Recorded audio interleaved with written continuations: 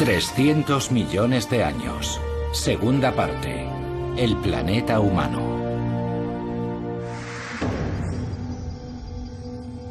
Bienvenidos a la planicie aluvial del río Rin en la época del Eoceno.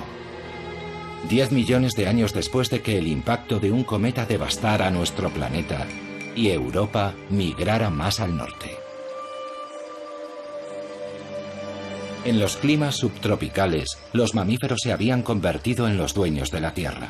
Aquí, donde más adelante crecerá la uva Riesling, ahora encontramos un exuberante y primigenio bosque tropical.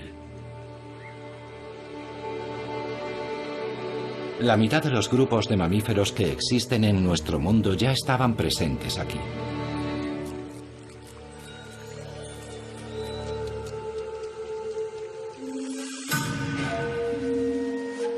También las aves, los peces y los insectos. Todo el reino animal era prácticamente el mismo que el de nuestro mundo actual. No en Europa, sin embargo. Actualmente, muchos de los habitantes del Eoceno viven en las regiones tropicales de Sudamérica y Asia. Solo gracias a un volcán conocemos con exactitud qué animales vivían aquí entonces. Hace 48 millones de años, cuando el volcán entró en erupción, un lago de 300 metros de profundidad se formó en el cráter.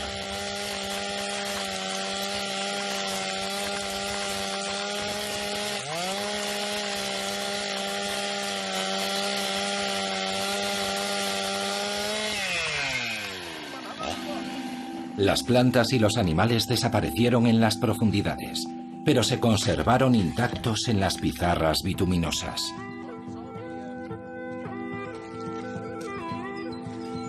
El yacimiento de fósiles de Messel está muy cerca de la ciudad alemana de Darmstadt. Aquí, estrato a estrato, se excava la instantánea de un acontecimiento crucial de la historia geológica. El registro fósil nos cuenta la vida y la muerte en el lago del cráter. Lo más probable es que los gases tóxicos que emanaban de las profundidades alcanzaran la superficie del agua, causando la asfixia de los animales, que caían al lago y se ahogaban. Se han encontrado muchos murciélagos fosilizados. Debieron de acercarse demasiado a la superficie del agua.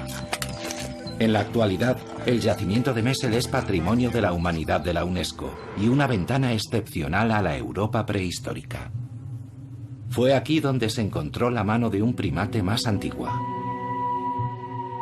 Los fósiles hallados en Messel son asombrosos, verdaderas impresiones de los animales, descripciones de su piel, al igual que de su pelaje y de su plumaje. En ocasiones incluso se conservó el contenido de sus estómagos. El hallazgo más espectacular hasta la fecha data de la década de los 80. Un animal parecido al mono de 60 centímetros de longitud, con una cola muy larga.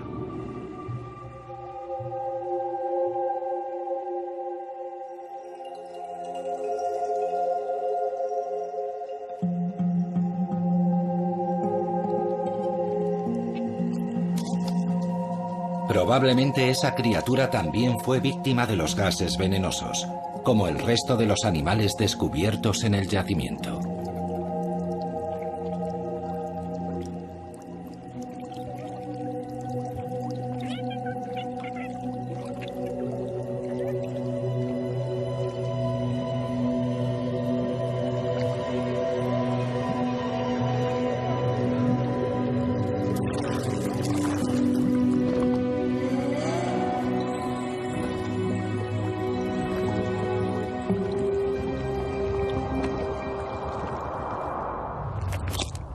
$47 millones de años después, la pequeña dama primate causó un gran revuelo. Bautizada como Ida, durante mucho tiempo fue considerada la progenitora de la raza humana. Aunque nunca existieron pruebas definitivas a ese respecto, su cuerpo exhibe una de las mayores innovaciones de la evolución: 5 dedos con pulgares opuestos, una mano con agarre de precisión. El bosque tropical del Eoceno también quedaría finalmente sepultado bajo los estratos del tiempo.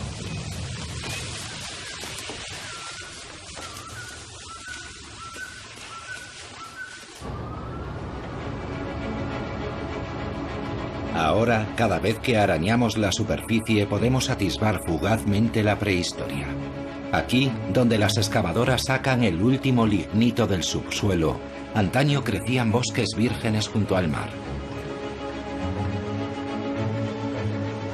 Dormitando bajo el lignito se encuentran toneladas de ámbar, y en su interior, congelada en el tiempo, la vida de los bosques primigenios.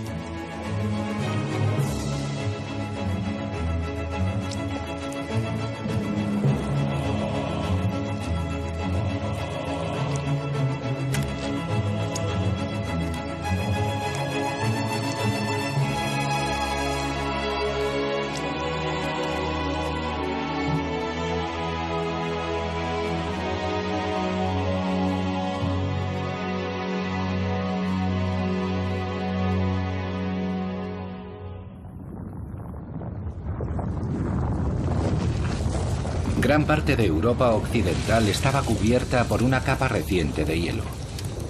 Los glaciares que descendían desde Escandinavia se abrieron paso hasta Londres y desde los Alpes llegaron al lago Kim, en Baviera. Los glaciares formaron y desplazaron tierra y rocas y dejaron tanta agua que vastas áreas del Mar del Norte quedaron anegadas. El Cuaternario, el periodo geológico más reciente, fue una época turbulenta. Muchos glaciares se derritieron y el agua del deshielo esculpió profundos barrancos en la superficie de la Tierra. A medida que el hielo se retiraba hacia el norte, desaparecían los animales de los periodos fríos. De nuevo aparecieron los bosques. Los hipopótamos, los elefantes y los rinocerontes migraron desde el sur hasta esas regiones, verdes de nuevo.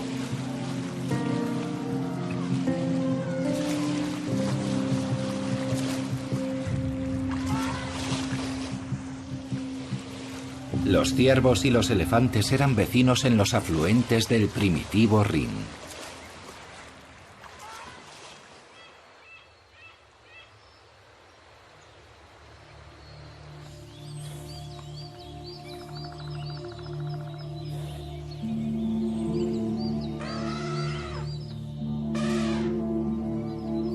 Ahora los elefantes vivían donde antes habían pastado los mamuts, y los ciervos y los jabalíes aparecieron para ocupar el lugar de los renos. Los animales migraban en función de los cambios en el clima. Pero algo crucial había cambiado. Los animales ya no estaban solos.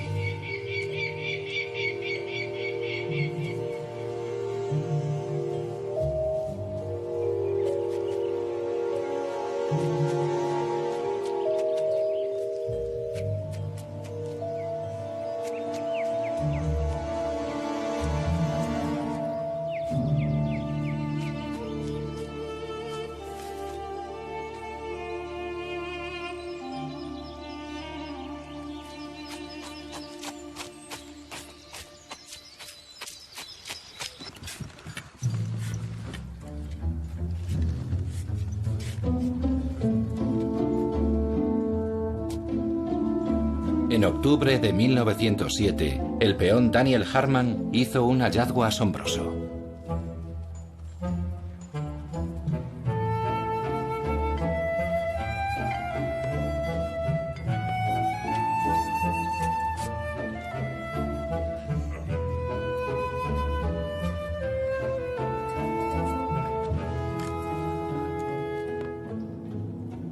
Amigos míos, hoy he encontrado a Adán.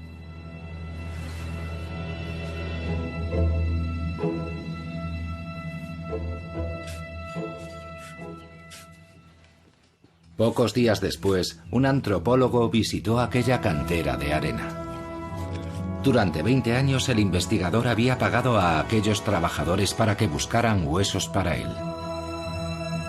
Su paciencia y su inversión por fin habían dado sus frutos. ¿Dónde lo encontró exactamente? Allí, en aquella pared. ¿Revisó cuidadosamente ese lugar? Ajá. ¿Y encontró allí algo más? Esto, eso y esto. Ajá.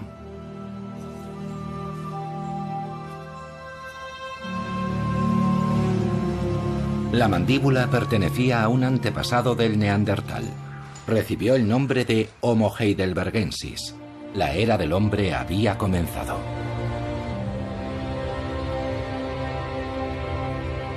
El ring medio se formó mucho antes de que los primeros humanos aparecieran en Europa. Los Alpes presionaban desde el sur, creando las tierras altas de Alemania Central. Después, hace 25 millones de años, el océano se retiró de las cordilleras montañosas emergentes, dejando atrás al ring medio. Hasta 10 millones de años después no se conectaría con el Alto Ring. Mucho más tarde aún, apareció el hombre para dejar su implacable huella sobre el paisaje. Durante la industrialización, el Rin, como muchos otros ríos europeos, fue canalizado en todo su curso, remodelando regiones enteras.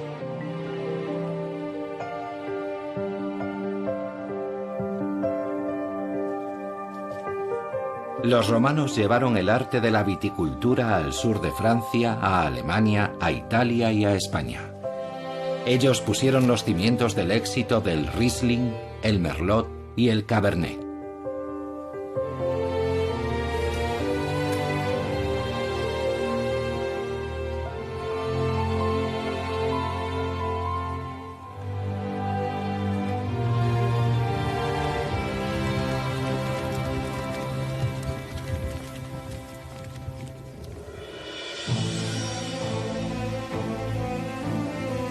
Aunque el paisaje de la ribera del Rin no lo sugiera, sus habitantes viven aquí más cerca de bufaderos de lo que imaginan. En la isla de Nadmeyerwerf, un chorro de agua alcanza alturas de hasta 60 metros. Es el geyser de agua fría más alto de la Tierra.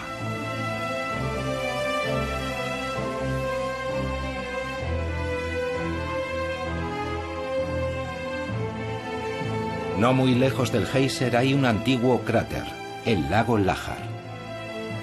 En la Edad Media, unos monjes benedictinos se retiraron en este lago aislado. Construyeron un monasterio y lo llamaron María Laach. Pero los monjes ignoraban que vivían más cerca del umbral del infierno que del cielo.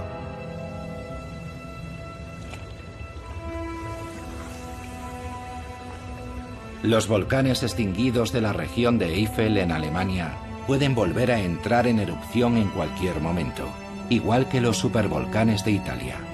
Nadie sabe si será dentro de 10.000 años o el próximo martes. La última vez que el volcán de María Laach entró en erupción, el resultado fue una destrucción de proporciones inimaginables. Las cenizas volcánicas llegaron hasta el sur de Suecia y el norte de Italia.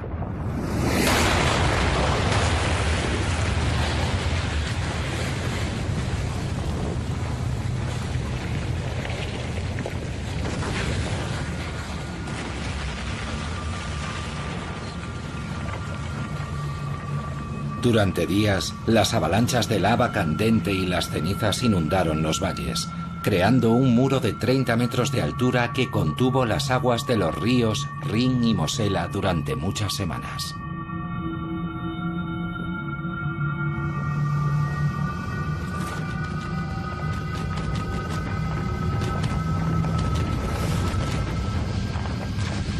Finalmente, cuando el dique cedió, una gigantesca avalancha de agua corrió río abajo hasta los Países Bajos, arrasando todo lo que encontraba a su paso.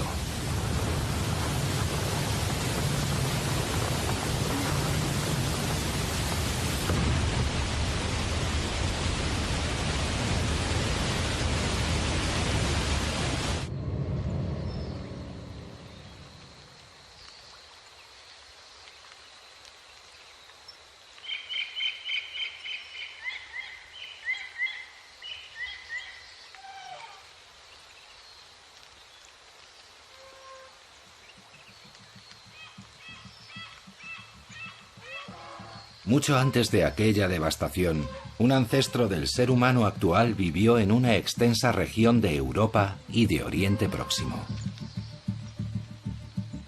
El Homo neanderthalensis, el neandertal.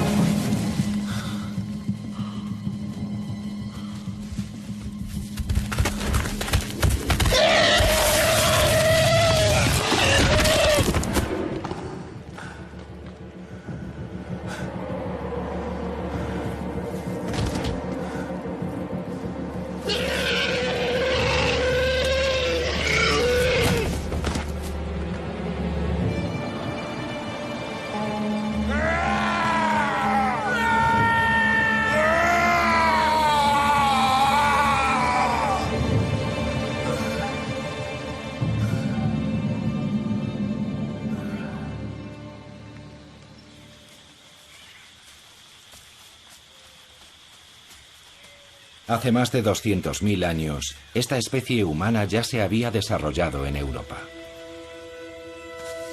En los periodos más fríos, los glaciares habían obligado al neandertal a levantarse y seguir su camino.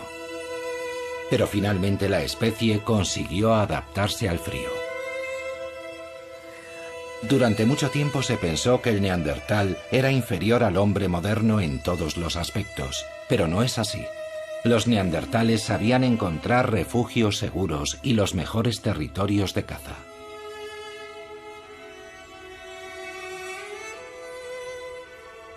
Eran artesanos habilidosos, sabían curtir las pieles y fabricaban ropa con ellas.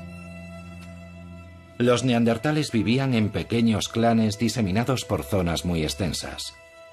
Pero incluso en los periodos más cálidos, la supervivencia no resultaba fácil. Los tupidos bosques no solo eran el hogar del ciervo, el rinoceronte y el elefante, allí también vivían los leones y las hienas. A medida que cambiaba el clima, también lo hacía el entorno, pero los neandertales seguían adaptándose para sobrevivir. No sabemos nada acerca de su lenguaje, pero la anatomía de su laringe revela que sin duda eran capaces de comunicarse vocalmente.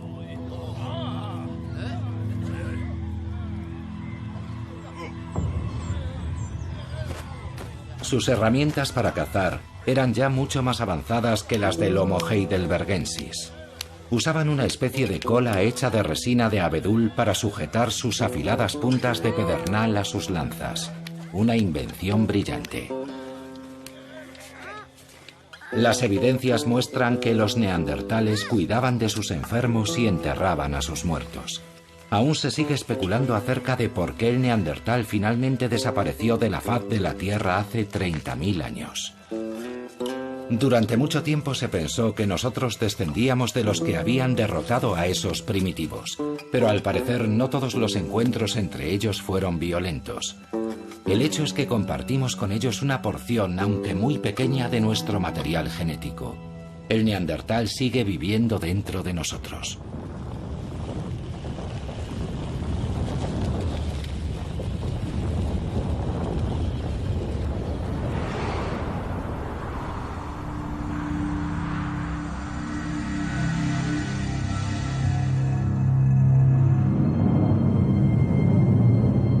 Por última vez hasta la fecha, un gran periodo frío se apoderó de Europa. Los lobos y los grandes herbívoros, mamuts, bueyes almizcleros y renos, recorrían por millones las grandes llanuras. A los pies de los glaciares, un viento constante azotaba la tierra. Era el lugar más septentrional en el que había vida. Cuando el frío se hizo demasiado intenso, las manadas tuvieron que migrar.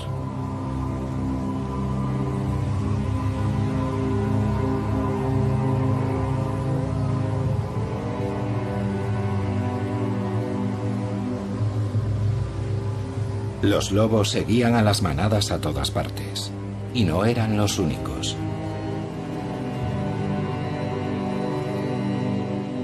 En mitad del periodo glacial, hubo seres humanos que migraron desde la sabana africana a lo que hoy es Europa Central. Durante días interminables, el cazador recorría el desierto de hielo en busca de carne fresca para su clan. Los lobos fueron de los primeros animales salvajes que los humanos no solo cazaron, sino que también domesticaron.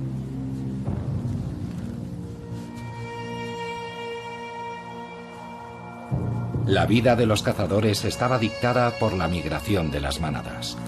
Cuando los animales cambiaban sus zonas de pastos, los humanos también lo hacían, moviendo sus campamentos a lo largo de las grandes rutas migratorias. Durante el verano, la estepa era un buen territorio de caza.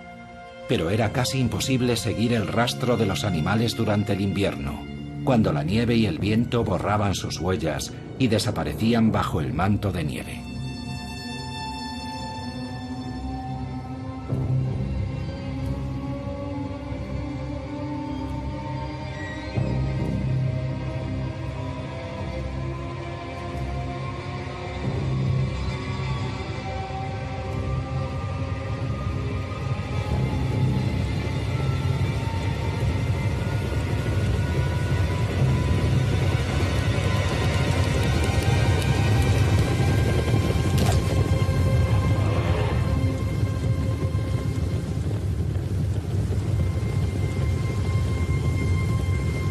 Cada año los cazadores esperaban que sus presas pasaran durante su migración.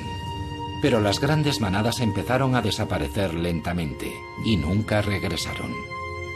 Algunas especies se extinguieron por completo, otras abandonaron esos territorios.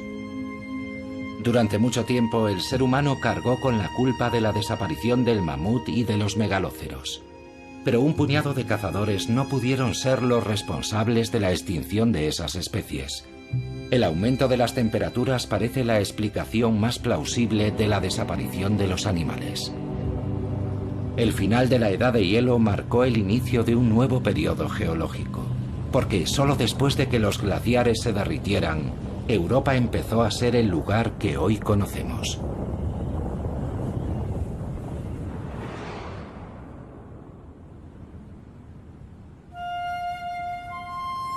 El territorio y el carácter del Mar del Norte cambiaron radicalmente.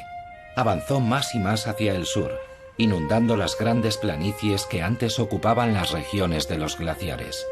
Así nació un hábitat completamente nuevo, el Mar de Frisia.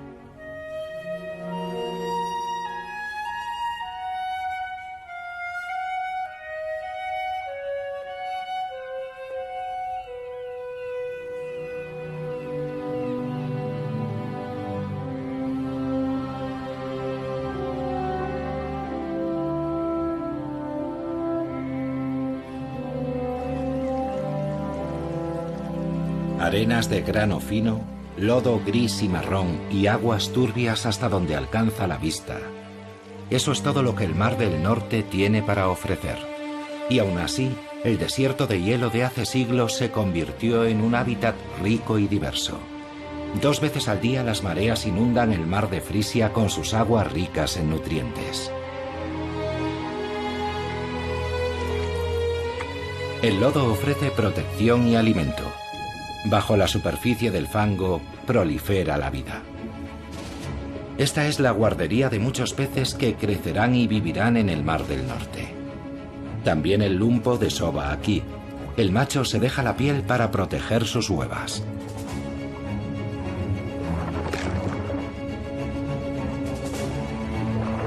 Después de todo, no es su supervivencia, sino la de sus retoños, la que asegurará la supervivencia de la especie.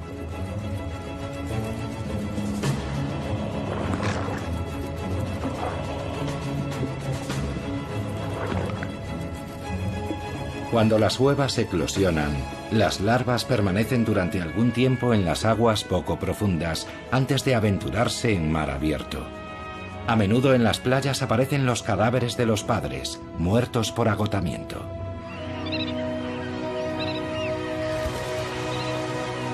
En primavera y otoño, millones de aves migratorias hacen una parada para descansar en el mar de Frisia.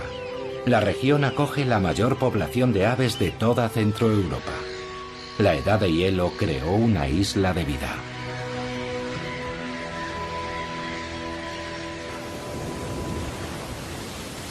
Lejos del litoral, el mar del norte se torna muy duro.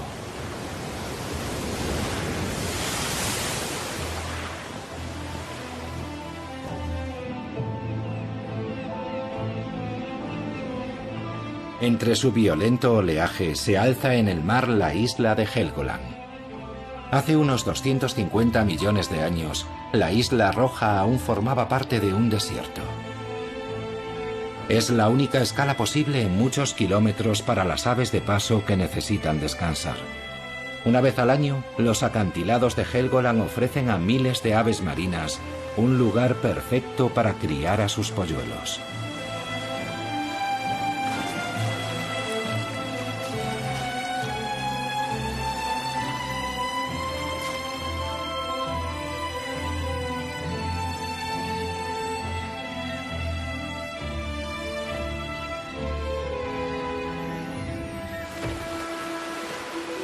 En invierno, cuando hace ya mucho tiempo que las aves migratorias han abandonado la isla, aparecen en la playa las focas grises. Los machos compiten por los mejores sitios, intentando conquistar las zonas de la playa donde las hembras se reúnen para esperar el nacimiento de sus crías.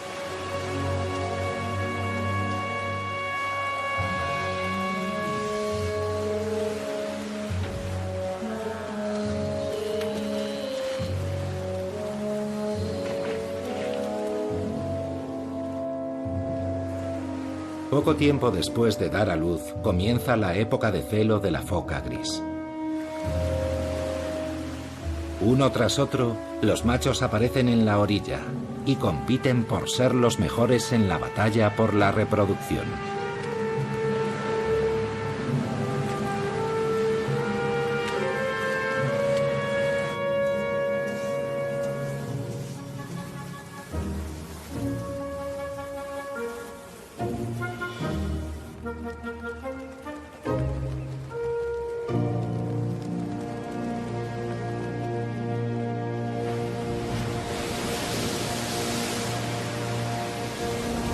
En invierno, el fuerte viento agita el mar.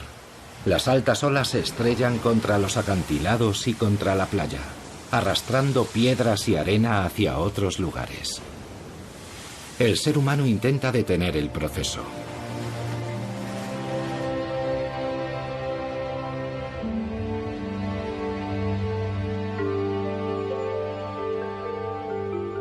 A lo largo de la costa del mar Báltico todo es mucho más tranquilo.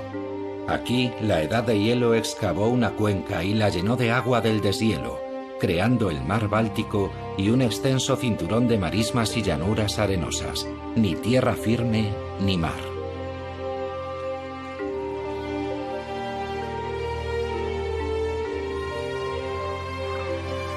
Ajenas a la intervención humana, grandes zonas de la costa del mar Báltico son un santuario para la fauna silvestre.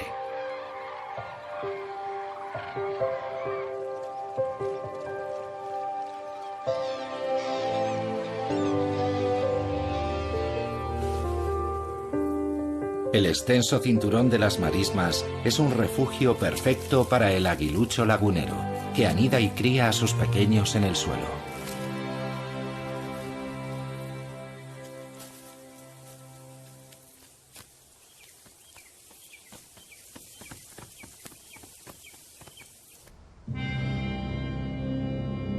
Los acantilados blancos de Rügen también son obra de la Edad de Hielo, que hizo emerger la isla desde las profundidades del mar Báltico.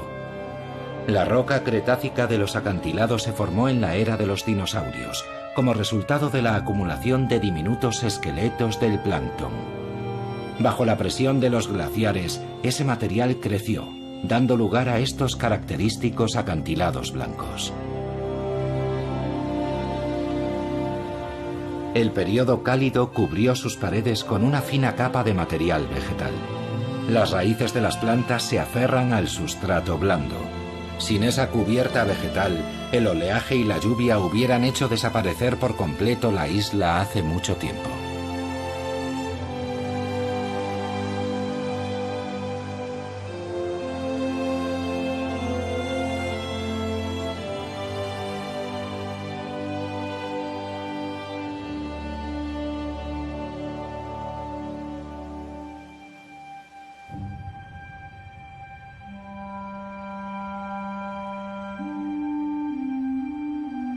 Tras el final de la edad de hielo, las temperaturas ascendieron muy deprisa.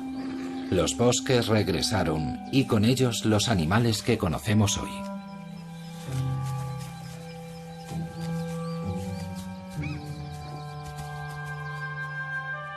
Los grupos humanos que hasta entonces habían sido cazadores-recolectores nómadas empezaron a establecerse y a cambiar su entorno.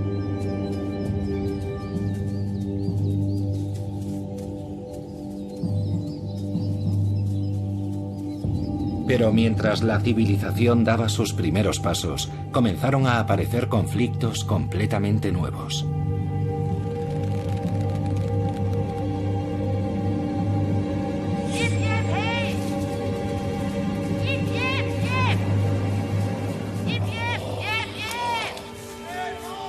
La fauna salvaje ya no era solo una fuente de alimentación. Para los agricultores que cuidaban de sus campos en el inicio de la agricultura, los ciervos eran animales nocivos que tenían que espantar. Para los cazadores, los granjeros y sus cultivos eran intrusos. Talaban los bosques y perturbaban sus terrenos de caza.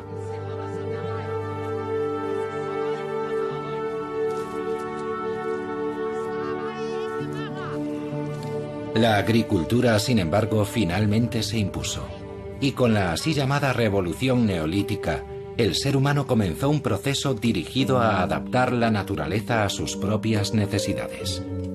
Aparecieron las aldeas y después las ciudades, y la población creció rápidamente, porque el hombre ya no dependía de lo que podía cazar o recolectar, ahora podía producir sus propios alimentos. La fauna salvaje evitaba los asentamientos humanos, retirándose cada vez más a las profundidades de los bosques.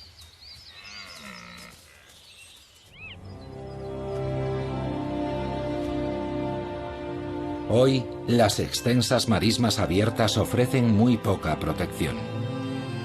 Pero es aquí donde se reúnen todos los años las aves migratorias para iniciar su viaje al sur.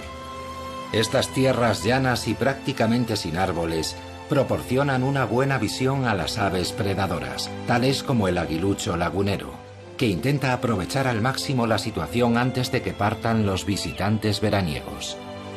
Cuando las temperaturas caen y las aves migratorias ya han iniciado su viaje, la quietud invade la costa del Mar del Norte, la marisma más extensa del mundo. El lugar parece tan remoto y deshabitado como lo estaba hace 2000 años. Extensos bosques cubren la mayor parte de Europa occidental, pero a través del Rin, la civilización avanzó rápidamente hacia el norte. Tras conquistar parte de los asentamientos germánicos, los romanos empezaron inmediatamente a construir una red de suministros y de calzadas. Comenzaba así la división, medición y administración de Germania.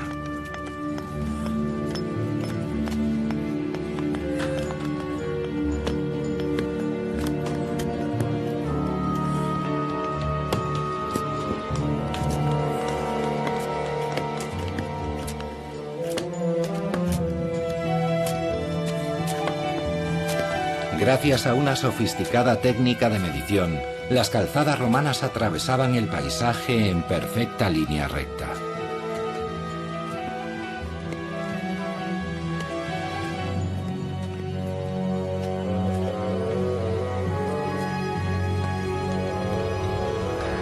Esas calzadas conectaban los campamentos romanos, que más adelante se convertirían en ciudades, entre ellas Colonia, Maguncia y Coblenza.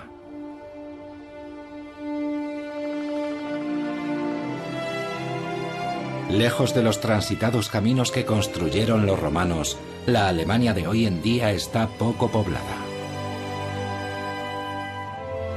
Si se dejara que los bosques se autorregeneraran, cubrirían prácticamente toda Europa.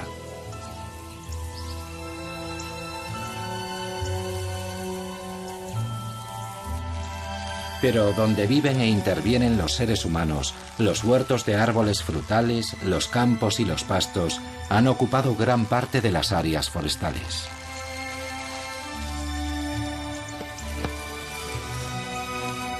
Se han creado nuevos hábitats. Aquí, el ganado vacuno y lanar y la maquinaria agrícola impiden que los bosques recuperen su territorio.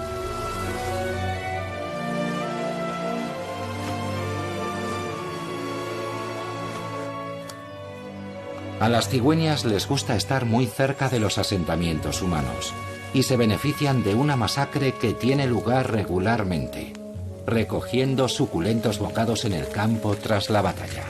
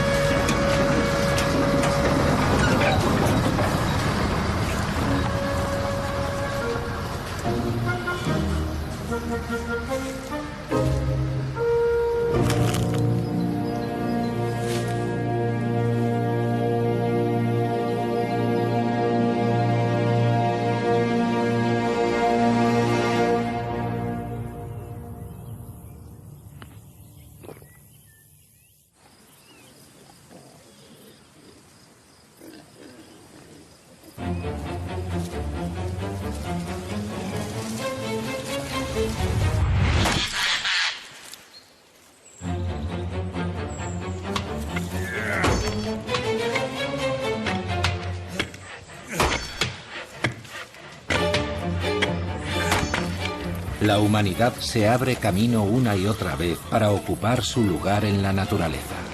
Hasta comienzos del siglo XIX, la madera fue el material más utilizado y prácticamente el único con el que calentarse.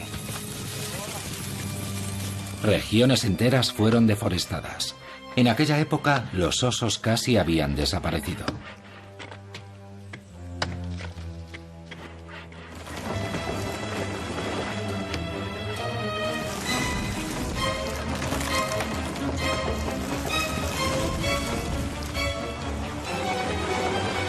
Desde la Edad Media, los bosques habían sido utilizados como tierras para el pastoreo, y las hojas que cubrían el suelo se recogían y se usaban como paja en los establos.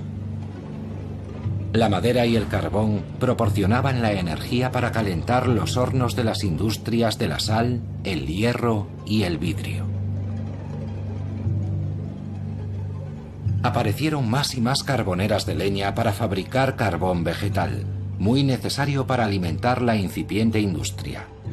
Allí donde escaseaba la madera, las comunidades y las ciudades dictaban leyes para proteger sus bosques.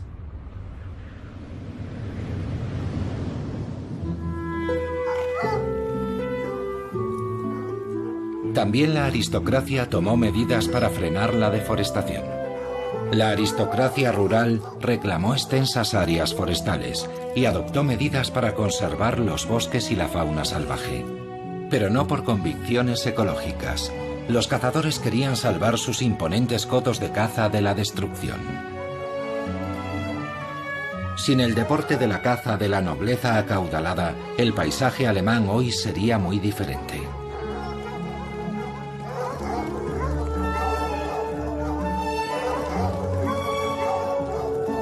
Durante milenios, la caza fue una necesidad existencial para el ser humano. Pero en la Alta Edad Media se convirtió en un privilegio. La nobleza aprobó un edicto sobre sus bosques. A los campesinos no solo les estaba prohibido cazar en ellos, tampoco se les permitía matar a los animales a los que sorprendían saqueando sus cultivos. En aquella época se dictó una ley que revocaba los derechos del campesinado sobre las tierras siempre que los árboles y los matorrales crecieran tanto que alcanzaran las espuelas de un jinete.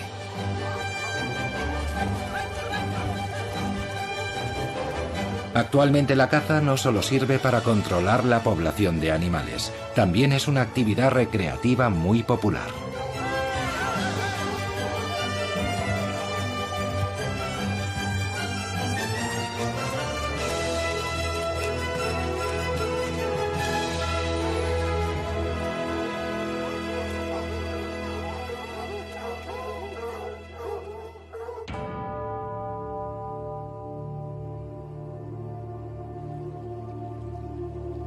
Pero algunos bosques de Alemania Oriental no deben su existencia a la nobleza. La leyenda cuenta que los bosques de Spray, con su laberinto de innumerables canales, son obra del diablo.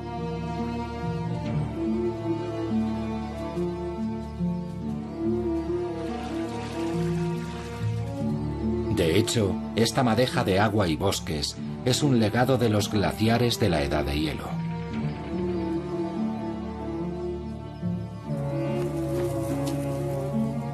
Aquí, ocultas en este dédalo acuático, las cigüeñas negras crían a sus polluelos.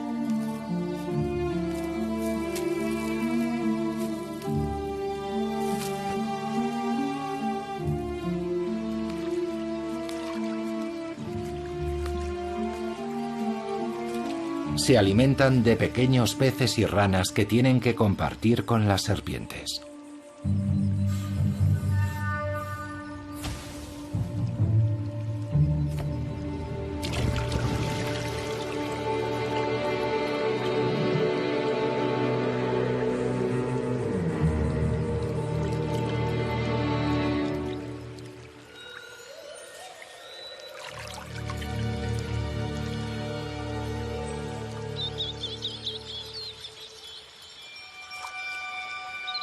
El bosque de alisos de Spray ya no crece solo de forma natural. Las semillas que caen en los arroyos son pescadas en la superficie y después plantadas en la tierra.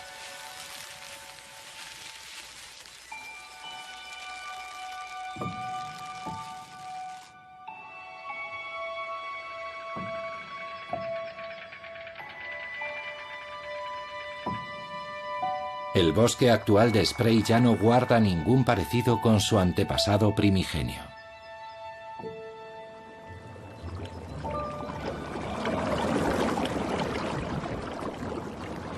El hombre cambia los paisajes que han evolucionado durante millones de años. Hace 100 millones de años, animales exóticos vivían en el estrecho estuario situado en lo que hoy es la frontera entre Alemania y la República Checa. Los restos de caliza de Creta y los esqueletos hundidos en el lecho del río se acumularon aquí estrato a estrato, milímetro a milímetro.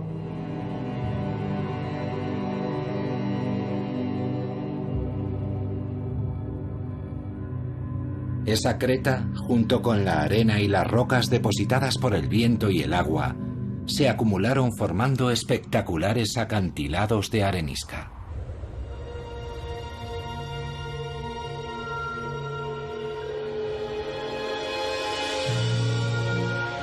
Cuando el océano se retiró, la erosión hizo su trabajo sobre los bancos de arenisca, convirtiéndolos en las dentadas montañas de arenisca del Elba.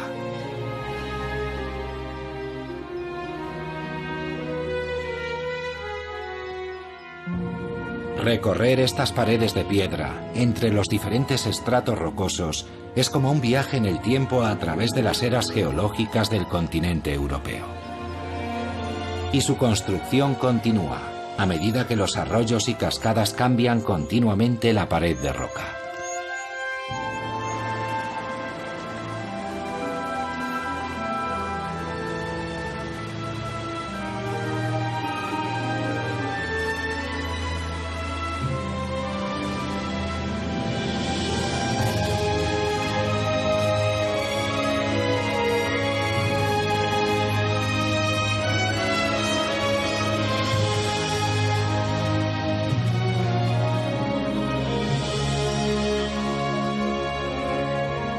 La explotación de esta arenisca comenzó en una fecha muy temprana, en el siglo XI. Mucho tiempo después, con el desarrollo del transporte fluvial, aparecieron canteras a lo largo de todo el río Elba. En algunos puntos, las canteras ampliaron el estrecho valle de este río.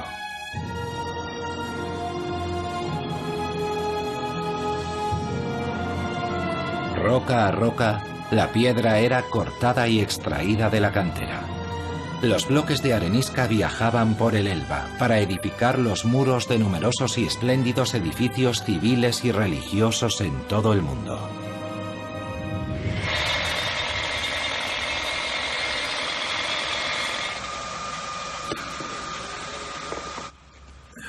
Esa arenisca sigue extrayéndose actualmente y se envía a clientes de todo el mundo.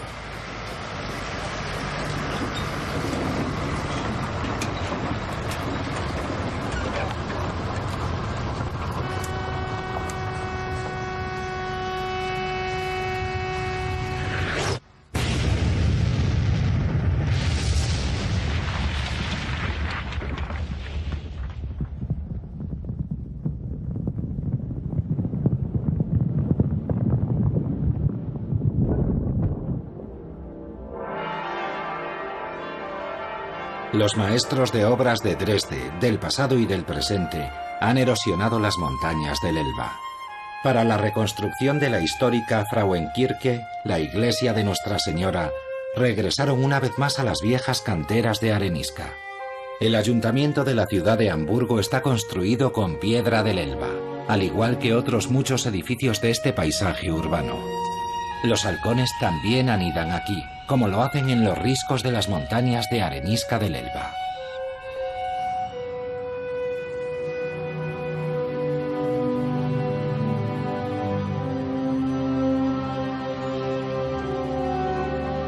Hace ya mucho tiempo que los animales se encuentran como en su propia casa en este hábitat creado por el hombre. Las grandes ciudades actuales ya no resultan hostiles para la vida. A menudo ofrecen una mayor diversidad de hábitats que el campo que las rodea. Su emblemática catedral y los puentes del Rin son hitos inconfundibles del paisaje urbano de Colonia.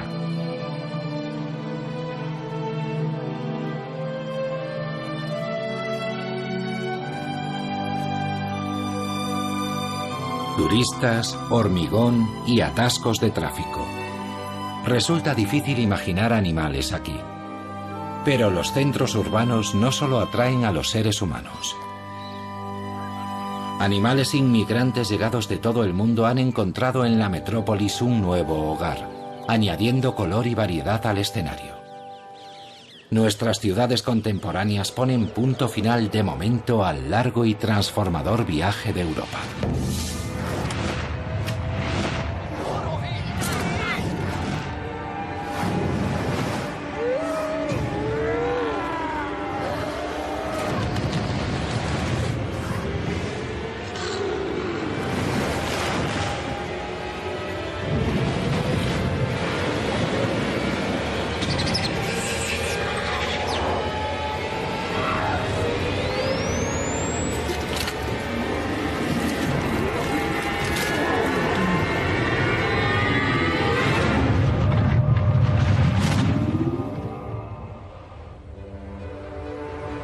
Nuestro viaje ha terminado, pero Europa aún seguirá viajando durante mucho tiempo. Nunca sabremos qué dirección seguirá en el futuro. Tal vez algún lejano día repose en el Polo Norte o bajo el sol ecuatorial. Nosotros ya no estaremos allí para ver si queda atrapada entre dos continentes y se eleva hasta las alturas para luego hacerse pedazos y hundirse en el mar. O si quedará cubierta por una capa de hielo de kilómetros de espesor. Pero una cosa es segura, será una Europa completamente diferente a la que nosotros conocemos hoy.